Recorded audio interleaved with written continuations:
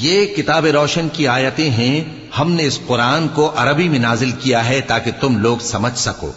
ए पैगंबर, हम इस कुरान के जरिए से जो हमने तुम्हारी तरफ भेजा है तुम्हें एक निहायत अच्छा किस्सा सुनाते हैं, और तुम इससे पहले बेखबर थे। जब यूसुफ ने अपने वालिद से कहा कि अब्बा, मैंने ख्वाब में 11 सितारों और सूरज और चांद को देखा है, देखता क्या हूं कि वो मुझे सजदा कर रही हैं। उन्होंने कहा कि बेटा, अपने ख्वाब का जिक्र अपने भाइयों से न करना, नहीं तो वो तुम्हारे हक में कोई चाल चलेंगे। कुछ शक नहीं कि शैतान इंसान का खुला दुश्मन है, और इसी तरह अल्लाह तुम्हें बरगुजीदा व मुमताज करेगा और ख्वाब की बातों की ताबीर का इल्म सिखाएगा।